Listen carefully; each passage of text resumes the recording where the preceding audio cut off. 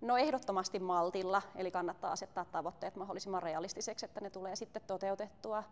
Hyvä tavoite voi olla vaikka sellainen, että tulee 2 kertaa viikossa salille ja tekee sen, mitä silläkin hetkellä on sitten energiatasojen mukaan mahdollista ja tuntuu hyvältä. Ja se voi olla vaikka se, että tulee salille ja tekee alkulämmittelyä ja katsoo sitten, että mitä kroppa kaipaa siinä hetkessä. Monesti käy niin, että sitten kroppa lämpiää ja treeni tuleekin tehtyä.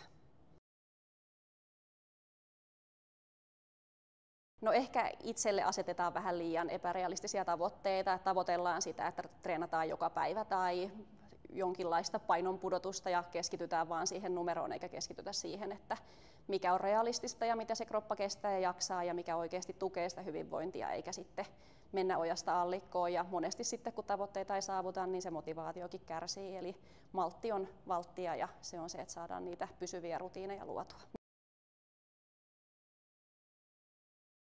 No totta kai se hyvinvointi koostuu monesta osa-alueesta ja se palautuminen on siinä tosi tärkeää sitten treenin lisäksi. Et joskus tarvii kropan palautua ja joskus taas sitten mielen arjesta. Ja tarkoitushan treenillä on, että se tuo energiaa ja jaksamista sinne arkeen eikä vie sitä sieltä arjesta.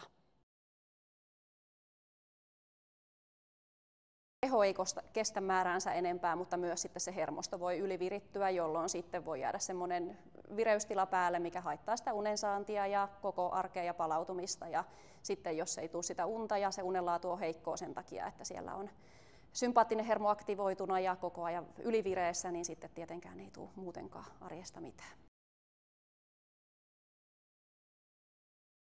No Neurosonic on ihan loistava tapa tukea sitä palautumista. Ja meillä muun muassa valmentajat aina kannustaa ja ohjaa kokonaisvaltaiseen hyvinvointiin, mihin kuuluu sitten aina treeneistä palautuminen. Ja suurimmalla osalla meidän valmennusasiakkaista on myös Neurosonic siinä harjoitusohjelmassa. Että ehkä semmoinen nopeiten huomattava vaikutus on se unenlaadun parantuminen, eli lyhytkin aika Neurosonicissa sit auttaa palautumaan siitä päivästä ja treenistä ja rauhoittaa hermostoa, jolloin se uni on parempaa.